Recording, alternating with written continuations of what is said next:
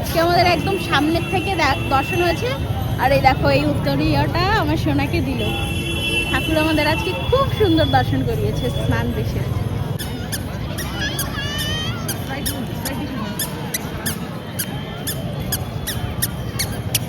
আমরা এখন চলে যাচ্ছি হোটেলের দিকে। গোপুর পুজো হলো এতদিন, এই গোপুর ফুলগুলো আর চানের জলগুলো বিসর্জন করা হলো এখানে। রাম ঘুমিয়ে পড়েছে আর আমরা এসে পড়েছি শপিং করতে। শপিং করছি।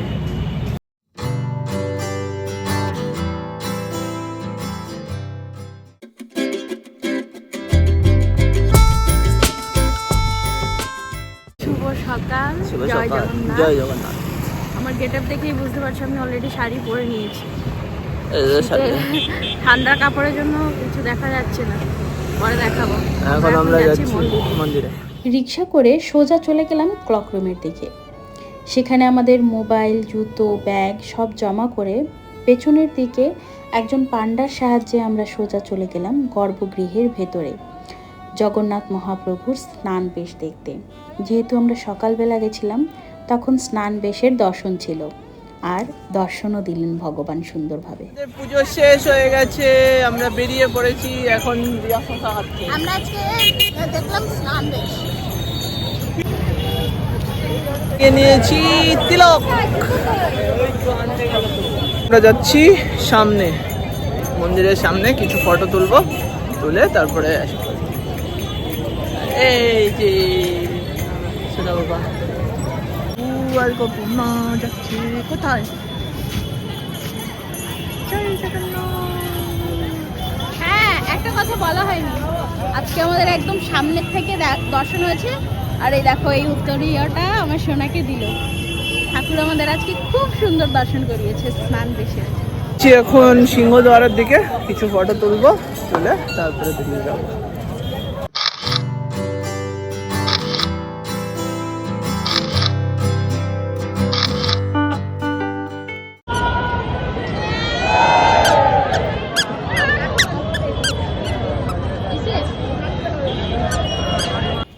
ছবি টবি সব তোলা শেষ করে রাম এখানে দেখো দিব্যি আনন্দে ঘুরছিল। আসলে শহরের দিকে এত খোলামেলা জায়গা নেই, একটা রুমের মধ্যে বন্দি।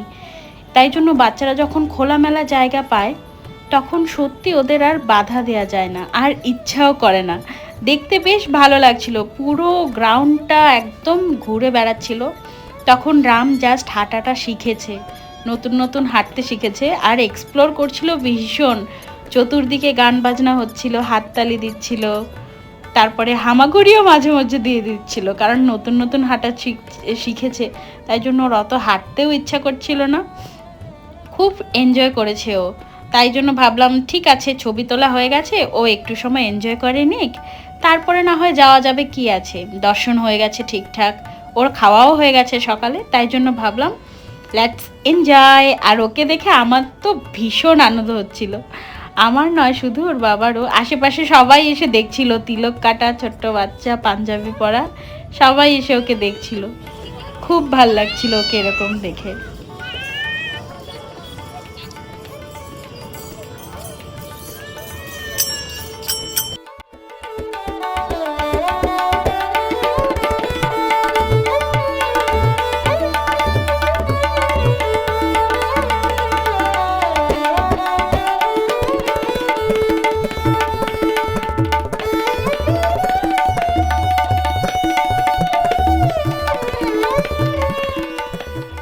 আমাদের দর্শন শেষ, ফটো তোলাও শেষ, আমরা এখন চলে যাচ্ছি হোটেলের দিকে। ছেলের খিদে পেয়ে গেছে তাই বাড়ি চলে যাচ্ছে। হোটেল হোটেল হোটেল এই যে জগন্নাথ ঠাকুর। দর্শন শেষে হোটেলে এসে আমরা আমাদের ব্যাগ প্যাক করে নিলাম, কারণ ওই দিনই আমাদের পুরী থেকে ফেরা ছিল। ব্যাগ প্যাক করে নিয়ে নিচের থেকে একটু ঘি কিনলাম। কমপ্লেক্সের নিচেই ছিল ঘিয়ের দোকানটি, ঘি বেশ ভালো ছিল। এসেছি এই পুকুরটার সামনে, খুবই সুন্দর একটা ছোট্ট মোট্ট পুকুর, নরেন্দ্র পুকুরের মতন না। আর এটা হলো গিয়ে পার্কিং, জগন্নাথ পার্কিং এখান থেকে। আর ওই সামনের যে হোটেলটা আছে ওখানের মধ্যে আমরা ছিলাম। আর নরেন্দ্র পুকুরটা আর একটু সামনে আছে, আমরা দেখি ওই দিকে যে গেটটা দেখা যাচ্ছে ওটা। আর এটা হচ্ছে নতুন কমপ্লেক্স রেডি হচ্ছে ইয়ের জন্য, বাস স্টেশনের মতন কমপ্লেক্স রেডি হচ্ছে এটা। গোপুর পুজো হলো এতদিন, এই গোপুর ফুলগুলো আর চানের জলগুলো বিসর্জন করা হলো এখানে। কিন্তু প্লাস্টিক কিন্তু ফেলিনি, হ্যাঁ, তোমরা কেউ কোনোদিন প্লাস্টিক ফেলবে না পুকুরে, হ্যাঁ, তাহলে পুকুরটা নষ্ট হয়ে যায়। এই যে আমাদের ফুলগুলো, এটা খুবই সুন্দর একটা পুকুরের মধ্যে। আর এখন গোপুর জিনিসগুলো ইয়া ঠিক করে নিচ্ছে বাবা। আমরা আজকে যাওয়ার দিন, এর আগে আমাদের শপিং হয়নি, আমরা এবার ভাবছি কিছু শপিং করব। এই দোকানটায় ঢুকেছি, দোকানের নামটা লেখা নেই, আমাদের হোটেলের অপোজিটেই ছিল। রাইয়ের জন্য কিছু নিচ্ছি, কালেকশন ভাল লাগলো আমাদের। রাইয়ের জন্য এই 3টে সিলেক্ট করলাম, রামেরটা এখনো ঠিক হয়নি। এই একটা, এই একটা, আর এই একটা। এইগুলো গরমের জন্যই, ঠান্ডা এই কিছুদিন, এরপরে আবার শেষ হয়ে যাবে। গরমটাই বেশি থাকে, তাই জন্য গরমের কাপড়টাই নিচ্ছি। আরও আসছে, এগুলো দেখলাম, এগুলো ভাঁজ করা হয়ে গেছে। কালেকশনটা মোটামুটি আমার ভালোই লেগেছে এখানটা। এই হচ্ছে গিয়ে বাইরে, এই যে হচ্ছে স্টেশনটা, এখানে সব গাড়িরা দাঁড়ায়, এই জায়গাটায় সব গাড়ি দাঁড়ায়। আর ঠিক এর কটা, একটা দুটো, ওই এক লাইনেরই পাশে, এইটার পাশের দোকানটা। এইদিকে ছেলে আর বাপ ঘুমোচ্ছে। রাম ঘুমিয়ে পড়েছে, আর আমরা এসে পড়েছি শপিং করতে। শপিং করছি, সুন্দর সুন্দর জিনিস আছে।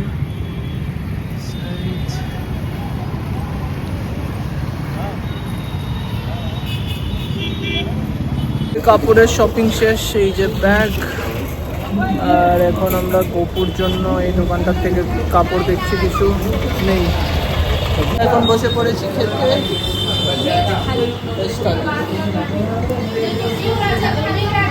খাওয়া দাওয়া শেষ, আর আমরা এখন চলে যাচ্ছি কোথায়, বাস ধরতে। বাস স্ট্যান্ডে যাচ্ছি, ডাবল ডেকার বাস ধরার ইচ্ছা আছে। রাম উঠে গেছে, দেখে নাও, রাম উঠে গেছে।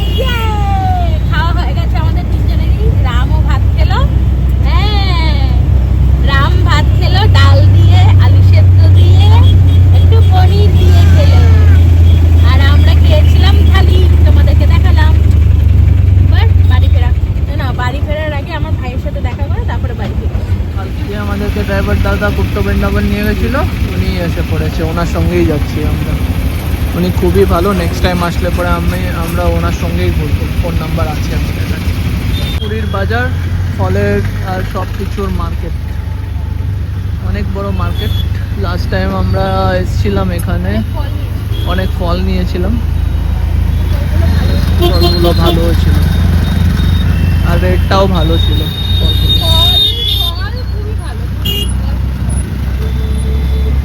পড়েছি গুন্ডিচা মন্দিরের সামনে বাস স্ট্যান্ডে, মাসির বাড়ি। আর এবার ঢুকছি না গুন্ডিচা মন্দিরে, কেন কি বন্ধ। এই যে সামনে গুন্ডিচা মন্দির। গুন্ডিচা মন্দিরের পাশেই পুরীর বাস স্ট্যান্ড, সেখানে গিয়ে আমরা অপেক্ষা করলাম ডাবল ডেকার বাসের জন্য। পুরীর থেকে ভুবনেশ্বর যাওয়ার রোডটি ডাবল ডেকার বাস থেকে দেখতে বেশ লাগে, তাই জন্য আমাদের প্রথম পছন্দ ছিল ডাবল ডেকার বাস। বাসটা অনেকটা লেট, তো আমরা একটা অন্য বাসের মধ্যে উঠে এখন ভুবনেশ্বর যাচ্ছি। এসি বাস, এটাও এসি বাস।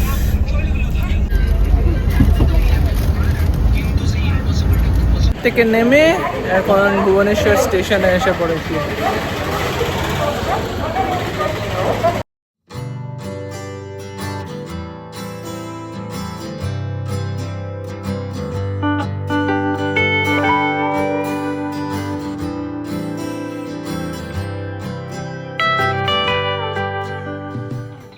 জিনিসগুলো রাখলাম, রেখে তবে 30 টাকা, দুটো 60 টাকা। গেছি অটোতে, এখন যাচ্ছি আমরা বাবাকে দেখতে।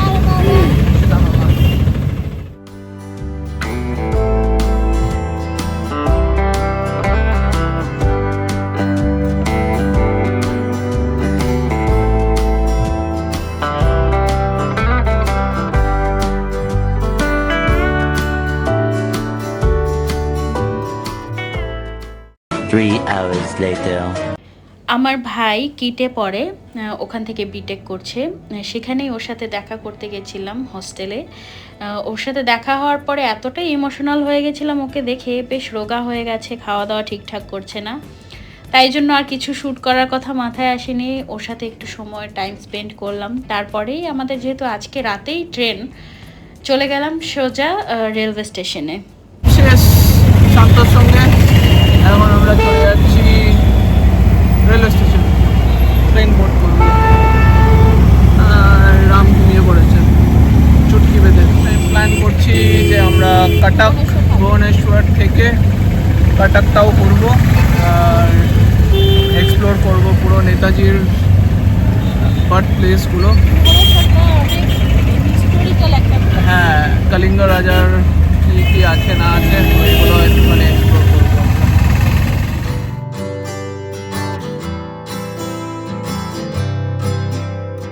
করেছি ভুবনেশ্বর স্টেশন, এখন আমরা ঢুকে যাচ্ছি প্ল্যাটফর্মের দিকে। ট্রেন নাও ইটস 9 অলমোস্ট, আর আমরা মাইট বি 9:30 ট্রেন আসবে। রামের খাওয়া কলা, আর ওখানের মধ্যে দুধ হচ্ছে, আমরা দুধ নিচ্ছি, হট মিল্ক। এখনো আসেনি, টাইম আছে এখনো। যাচ্ছি প্ল্যাটফর্ম নম্বর 3-তে, ক্যাচিং দ্য ট্রেন। ভুবনেশ্বর স্টেশনে দাঁড়ানো, ট্রেন এখনো আসেনি। অলমোস্ট 9:43। ট্রেনটি সেদিন অনেকটাই লেট করেছিল, আর রাম ভীষণ ঘ্যান ঘ্যান করছিল, অনেক এক্সস্টেড ও হয়ে গেছিলো, আমিও হয়ে গেছিলাম, তাই জন্য ওকে নিয়ে হাঁটতে হচ্ছিল।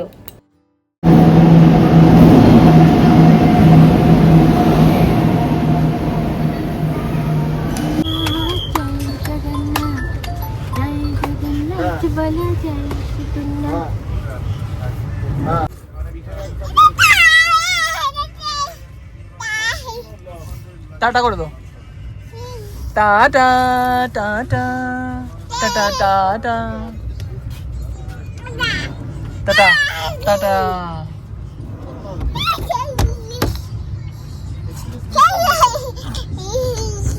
বেশ খানিকক্ষণ খেলাধুলা করে রাম শুয়ে পড়েছিল ডিনার করে, আমরাও শুয়ে পড়েছিলাম আর অপেক্ষা করছিলাম কতক্ষণে স্টেশনে পৌঁছবো।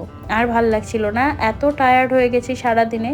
অ্যাকচুয়ালি লাস্ট টাইম ওয়েট করতে করতেই বেশি টায়ার্ড হয়ে গেছি, তাই জন্য ভাবছিলাম কতক্ষণে এসে হাওড়া পৌঁছবো। হাওড়া দেখতে পেয়েই মনটা একদম শান্তি। টাইম ঢুকিয়ে দিল হাওড়াতে, 5:05। এসে পৌঁছে গেছি কোথায়? Good morning, Howrah junction. এখন 5:10। বাড়ি যাবো, ট্রেনে ঘুম হয়নি, বাড়ি গিয়ে ঘুমাবো। Until next time, ta-da!